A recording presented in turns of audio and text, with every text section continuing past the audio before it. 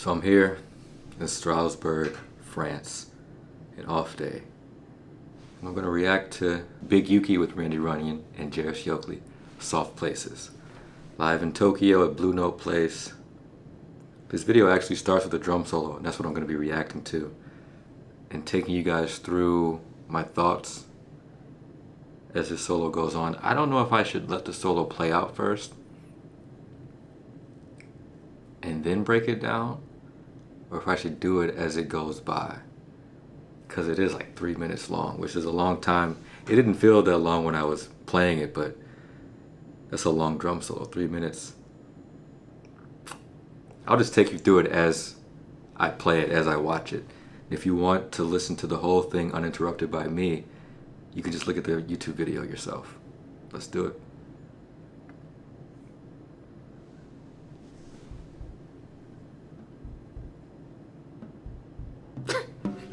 Yuki did something stupid there.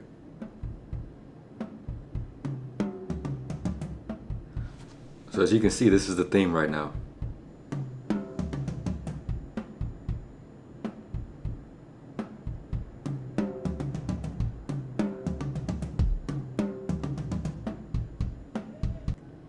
So with this theme, a lot of times I just let my hands fall in a random pattern around the drum set, and that usually becomes the theme.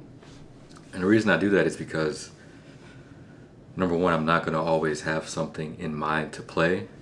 And number two, it actually helps, I feel at least it helps, with memorizing patterns that you have to come back to throughout your solo. And with this, it was cool that I remembered the pattern and I'm revisiting it over and over again and making little embellishments to it, like I've talked about in other videos. But so the pattern or the theme is this.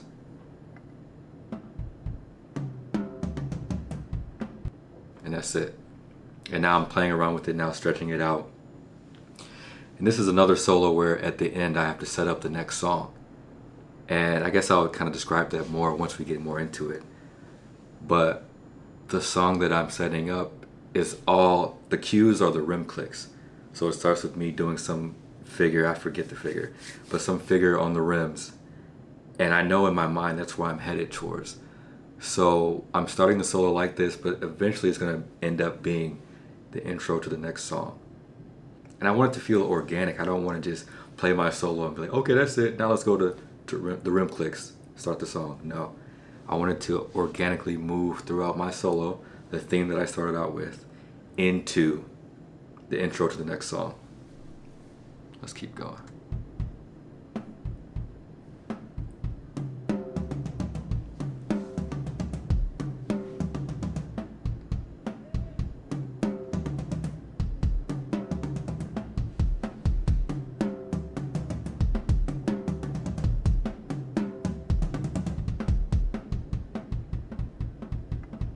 And that was the end of a section, end of a phrase.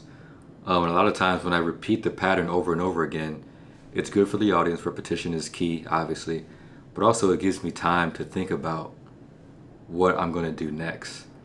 And I guess I thought to do this thing that I'm about to play now between the snare and the feet. So let's check it out.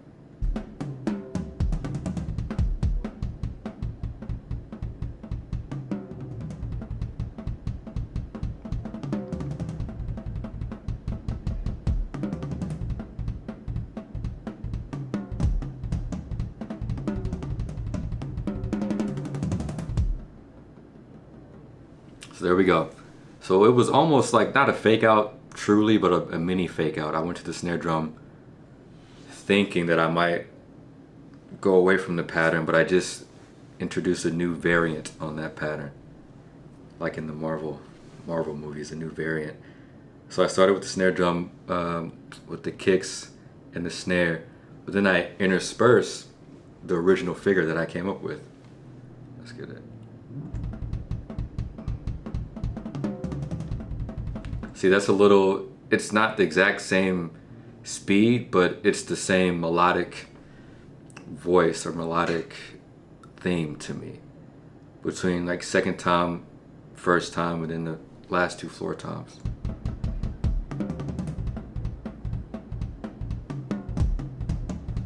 See? And now we rest. And now we go again. Okay. So I thought I was going to rest there, but I didn't. So I have the big crescendo into the drum roll, into the quiet snare part, but then I bring it back again. That's kind of like I say a lot, tension and release. That's all this is. All the great solos, not just drum solos. Even books, movies, TV shows, tension and release is key. And that's a little demonstration of that right here.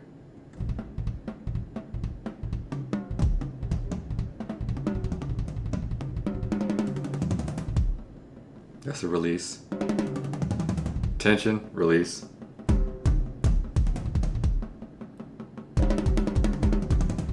Tension, release.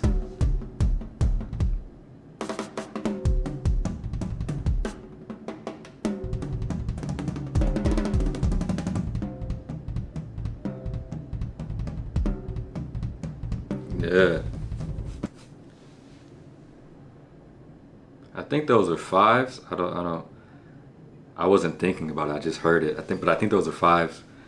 But that's also, if you remember a callback to earlier.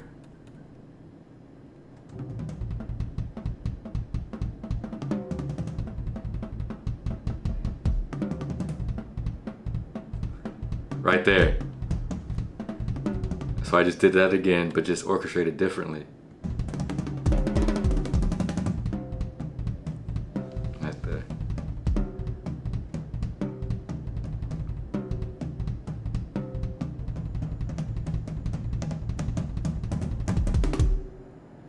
Little Tony Williams homage. And now that's the end of that section, I think. So we're going to the next section. And I turn the snare on, and let's see what I get into.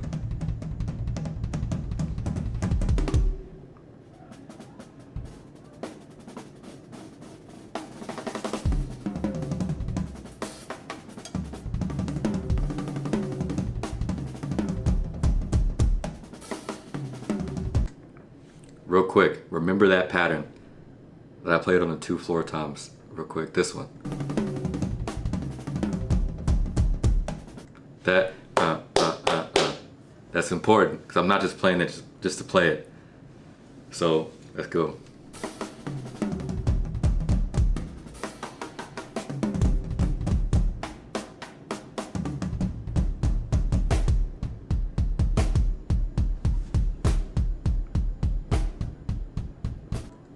So what I did just there is a little rhythmic modulation. I made it feel like it was slowing down, and I ended up slowing down, obviously. But that pattern, I told you to remember that pattern. And I played it again, but keep listening for that pattern and where that ends up playing a part in the rest of the solo.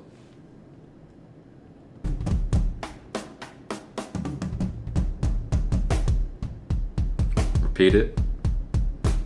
Now I stretch it, slow it down, establish a new tempo.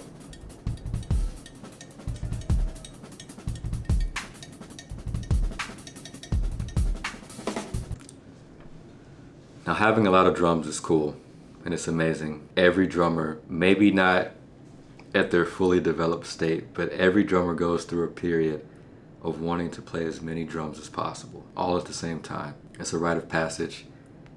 I don't know where it comes from, but once you get older, hopefully you kind of tame that beast and realize that a lot of drums can be cool, but it's not necessary. And even if you do have a lot of drums on your set, it's cool during a solo to pace yourself and the audience in terms of what you introduce them to during that solo. So I've been playing for like 2 minutes and I'm just now really using the hi-hat and the cowbell and not even all the other cymbals. I use the clapstack there, but I'm taking my time in introducing to the solo and the audience all these other colors that I have at my disposal. I'm not just throwing everything at once to them, because then I find it's more appealing and they're gonna get less bored. If you put everything out at once, then they've heard everything already. So this way, it gives me more leeway to make a solo interesting.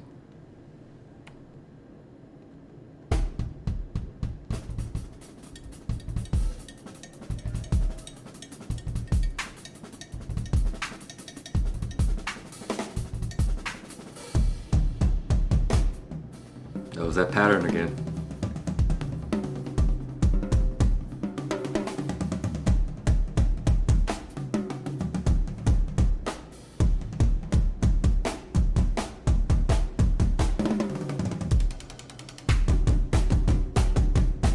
Real quick, you're hearing that pattern repeated over and over again now, the one earlier that I told you to watch out for.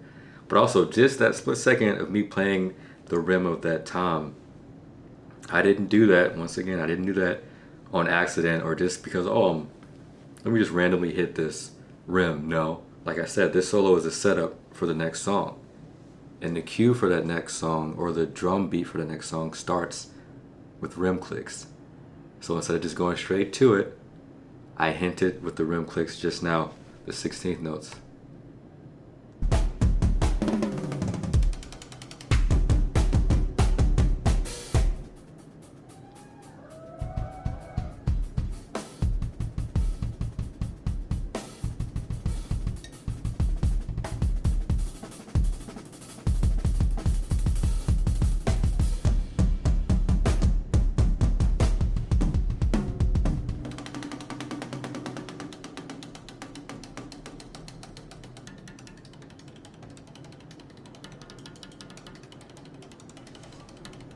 And now we're finally getting towards the end of the solo, because I've gone from toms and snare work to strictly around the rims of the drums, which hopefully the people I play with, Yuki and Randy, they're great musicians, so they know, at least I hope they know, that okay, he's winding down his solo.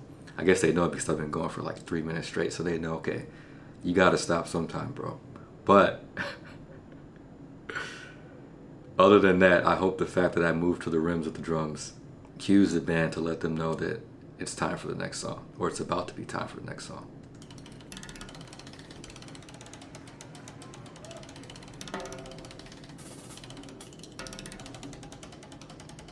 Just showmanship. A lot of that stuff is useless just for the show. Like if I was in a studio recording, obviously I wouldn't do stuff like that, but you gotta remember, you are playing to an audience.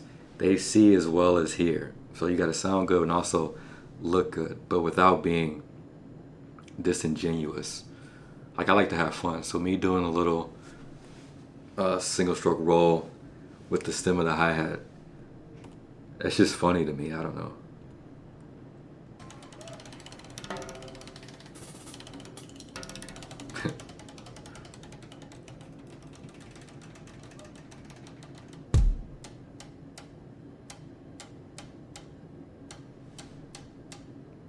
And there we go.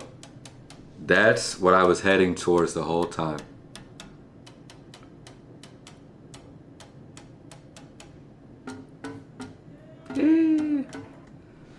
Now you really should watch the full video because we get into some cool stuff. That's a crazy guy right there. Big Yuki and Randy Runyon also. Let me know if this is something you guys want me to do more of. Just like, I get bored on these off days on tour, and I can maybe make a habit of reacting to some of these things. But yeah, thank you guys for the support, and I'll see you next time.